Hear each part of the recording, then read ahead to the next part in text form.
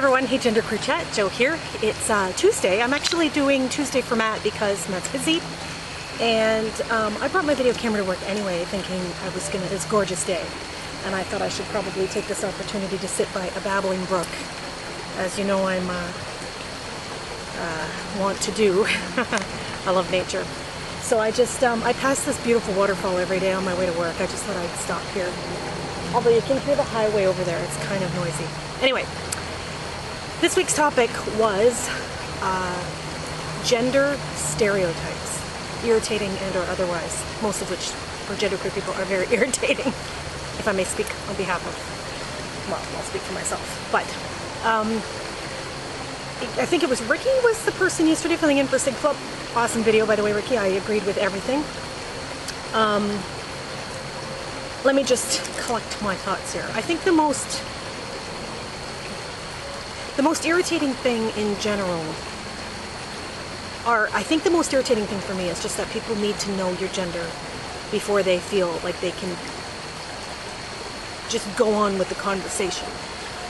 Because my name, the shortened form of my name is Joe, which is gender neutral, and because I work in a male-dominated field, a lot of times I show up at a site and the customer says, oh, a technician's on their way, or it's supposed to be a guy named Joe. And I say, yeah, I'm Joe. And they get confused. The look of confusion on their face is ridiculous. And half of me gets a little kick out of it. I do get a kick out of it. But it shouldn't be that way. You know, it just shouldn't be that way. I just don't understand. I really don't understand why it matters. It doesn't matter. I'm there to fix your computer. It doesn't matter what's between my legs. And I understand for most people, gender is so much more than what's between the legs, but it's all notions. I mean, all of the things that they're perceiving are notions anyways. Another one would be clothing is a big one. I'm sure I mentioned this in a previous video, but I'll say it again. I used to live in the Canadian Arctic, and I had to buy winter boots one year. They're called Sorels, that's the brand name. And I'm pretty sure Americans pronounce it Sorel, but anyway, we call them Sorels. And women's sizes had a plastic sole with a zigzag pattern that froze in sub-zero temperatures and turned into a sheet of plastic, and you'd just slip and fall on your ass. And the men's had a rubber sole that had big grippy things sticking out of it that allowed you to grip the ice and walk on it. And I was, at the time, my feet were smaller. They've grown now, but I was a lady 7, but I ended up buying men's 7 because that was the smallest men's you could buy at the time. Oh, and children's went up to 6, but children's were just as crappy as the women's. So I bought a pair of boots way too big for me, wore multiple pairs of socks, just so that I had a decent pair of boots that winter. Like as if you need to make 2 different pair of shoes out of 2 different materials, and one so completely substandard for the same price. For what? For what? Because women are often willing to pay way more money for crap, that's why, I think. Because they do it. I mean, if there was a backlash or an outcry, they wouldn't do it. More stereotypes. I think a big one is just that you must be straight, and you must be cisgendered, and you must be on the hunt. If you're single, you're on the hunt for a man. You want to pair bond. The presumption that everybody, all of humanity wants to pair bond, and generally speaking with a member of the opposite sex, I find a little bit distasteful, partly because I have no desire to pair bond, and I don't, you know, I think there's a presumption that I'm lonely, or there's a presumption that, you know, there's a lot of presumptions about single women who choose to be single. Well, first off, that they don't choose it at all, that they haven't met the right guy yet, is the presumption.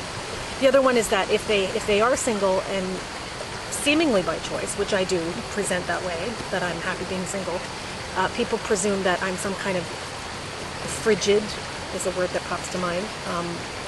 Something must have happened in my childhood to make me this way. There's the old word spinster, which, as you know, I've reclaimed and respelled as P-I-N-S-T-R-R-R. I don't understand. If I were a single man, there would also be stereotypes associated with that.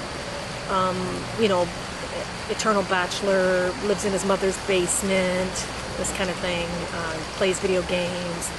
You know, I'm sure you've heard that stereotype 1,000 times.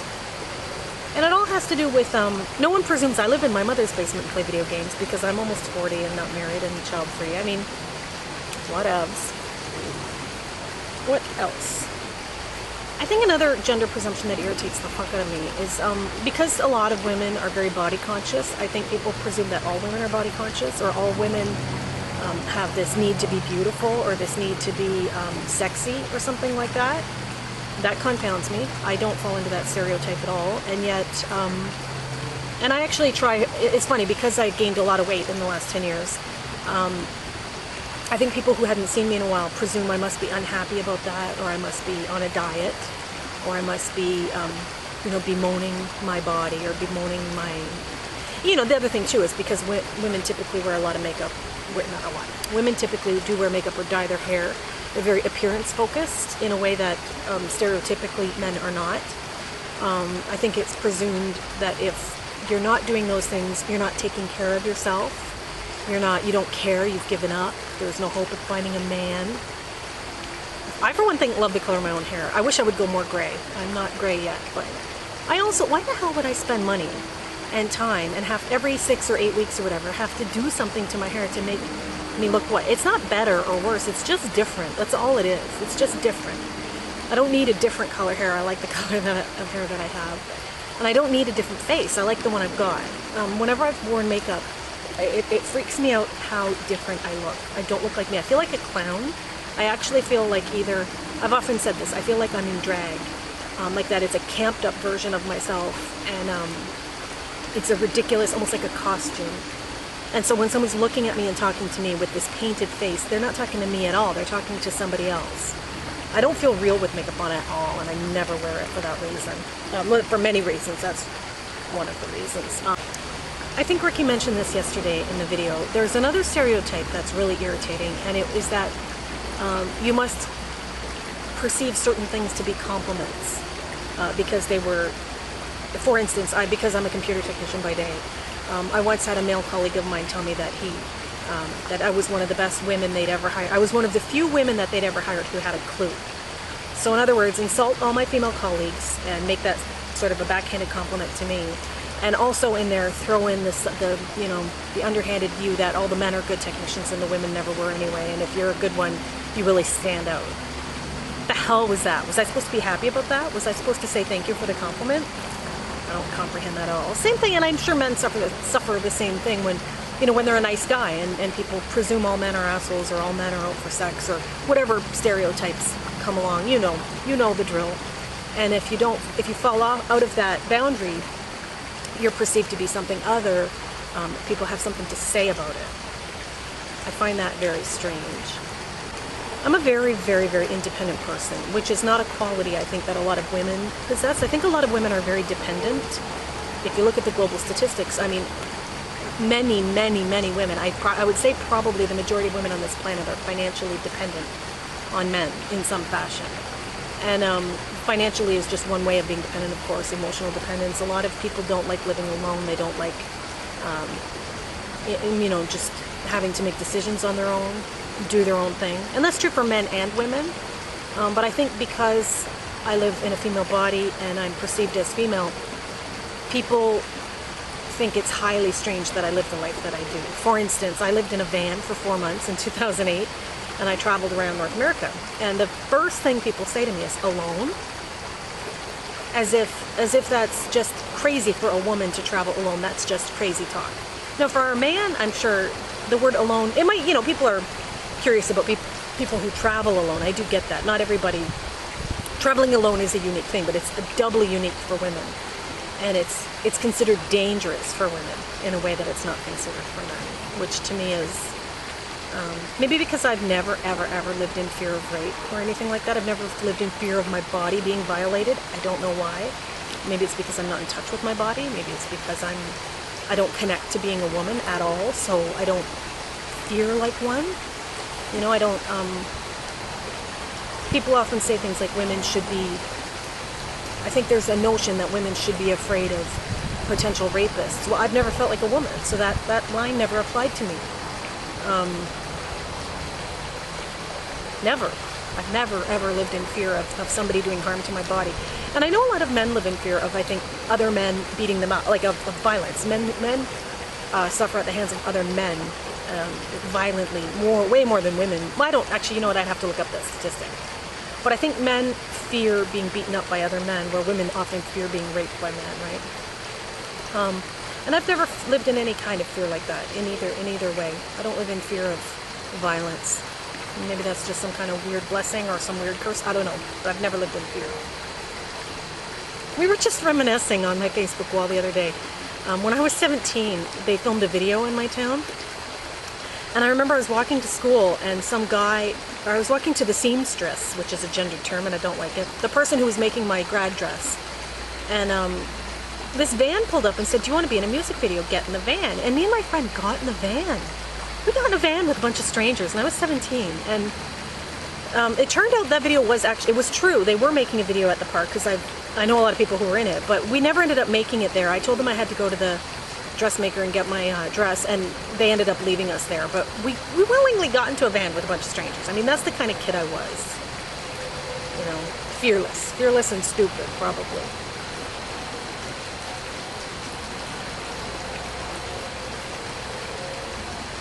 I was thinking about some of these topics as I was driving over here to the Babbling Brook, and I didn't write them down, and now I'm drawing blanks left, right, and center, so maybe I'll end the video here. If I get some time later, I might add to it, but probably not, because I'm having a crazy busy day. It's September, and I work for a school board, and this is our busiest month, so I am actually really taking this nice Babbling Brook break as a good opportunity to take a break, because it's been a hectic morning and promises to be a hectic afternoon. And I have a big blister on my foot, and I have to walk a lot on my job. Anyhow, catch you guys next week. I'll probably see you on Friday. Yeah, like I said, this is just a one Nat and I switch this week. Catch you guys later. Bye-bye. Hey everyone, I thought of 2 more things I just wanted to add quickly, and they're on the list of things that I'm supposed to take as a compliment that are not compliments. And it seems to be very unique to women.